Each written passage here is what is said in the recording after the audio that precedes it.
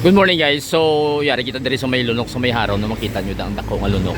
And then of course sa likod sa lunok is ang aton famous diri nga Shell nga gas station, no. And then further antes sina ako na rin sa CPO is actually Caltex station, no. And then of course to my left is the Petron station, no. So ini lang so far ang area diri sa Iloilo nga nakita ko nga lapitay ang tatlo ka gas stations diri, no. So sa aton magamay nga video subong i-zoom tanay ang presyo sang ano. I will try to put the prices, no, sa may intro sa video natin after sang intro. So currently diri sa may Petron ang pricing natin sang gas is kung mag-go ka sa premium nga gasolina 94, no, 0.40, and then ang regular nga unleaded I think amo nang 92.4, no. Kag ang diesel duha ka klase, may ara kita nga turbo which is ang siguro high end nila nga diesel which is 121, no, and ang lower end sina is 118, no.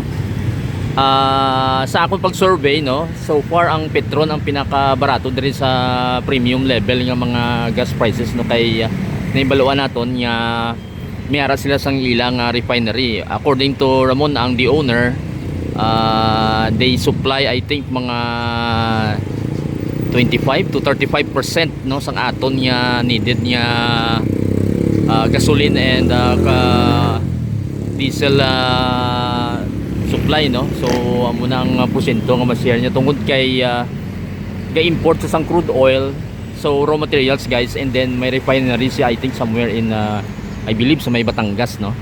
So amo na nga generally mas cheaper ang ilang gas prices compared sa iban. Makita nyo dira nga nagalinya ang mga salakyan, no. So usually gani diri kung maglabay ko diri is laba ang linya, no, hasta na diri sa may dalan, no. Diri nga way I think Santa Isabel Street, no, crossing Ledesma, Lubsayna. So malawig ang diri nga area nga pila, and then sa piyak na nga side no may tent, no. Makita nyo dira mga light vehicles, so mga motor guys dira dayon nagapila. Ang mga may mga sidecar nga motorcycles wala dira mas nagapila. So mo nang presyo diri while kung tanawon naton sa may so far ang pinakamahal nga nakita ko kung tanawon naton dire is ang iya ka Shell, no. So makadto kita dire sa Shell. I'm not sure kung makapture sang camera, pero ang ila dire presyo is do 96, so 2 pesos more. So currently kung tanawon ko, I hope makapture sang camera, pero bala mo guys naga-flicker ni siya. So currently ang ila dire nga high end nya gasoline is 96.8, no, and then ang regular gasoline is 95.8,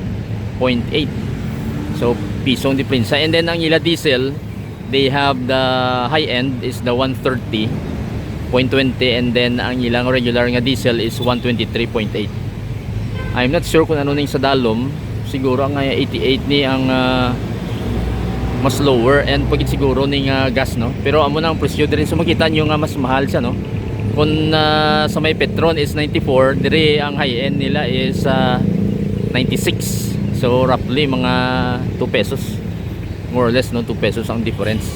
Ang sa may Caltex, try ko lang ipakita sa inyo ang iyang presyo, and then sa some other gasoline stations nga naagyan naton kay mayara man though hindi gid siya man namin nga klase based sa mga nagapatughong, no, so may jetty bla mayara mandra nga daw mas lower, and then also total, no.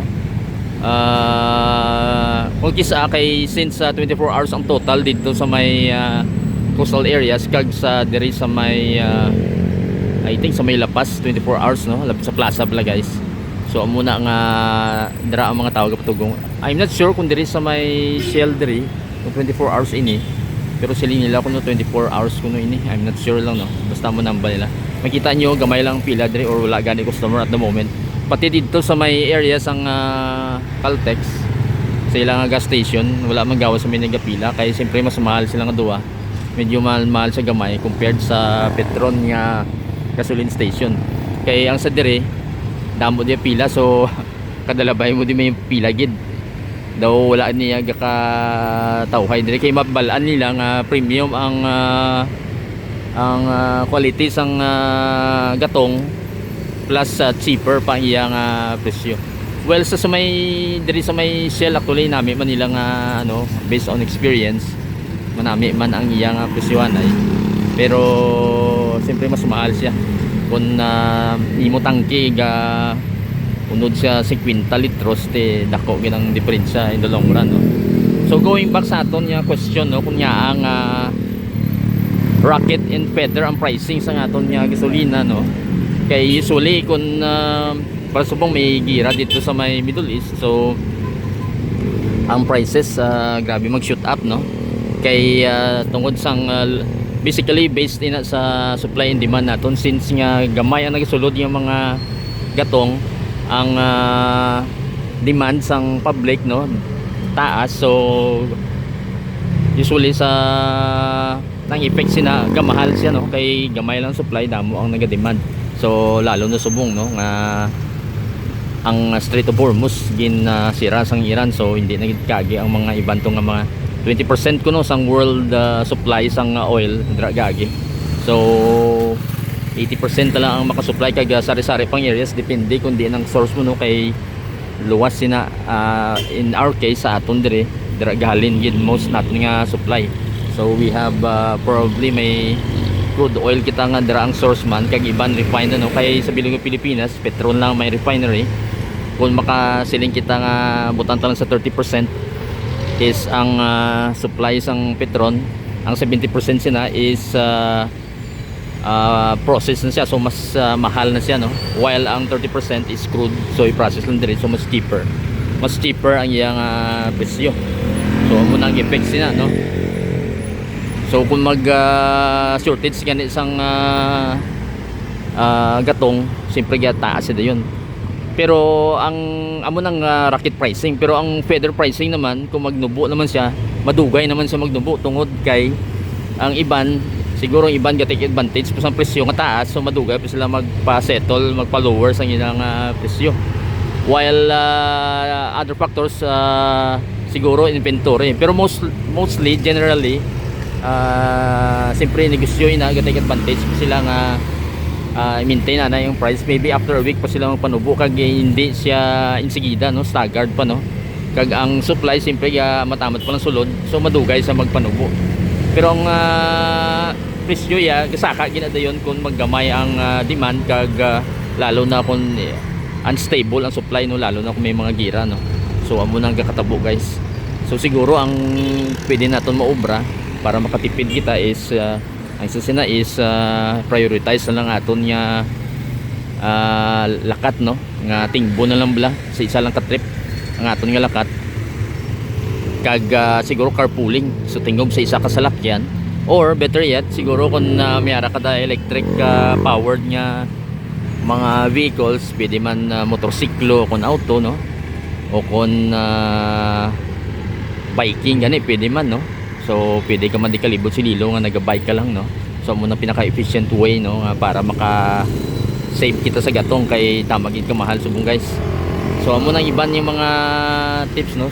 So siguro sa next atong video try naton ubra kung may para ma-compare naton ang pricing sang or ang gasto mo using electric or solar compared sa nagagamit kita sa mga salakyan nya di gasolina, no.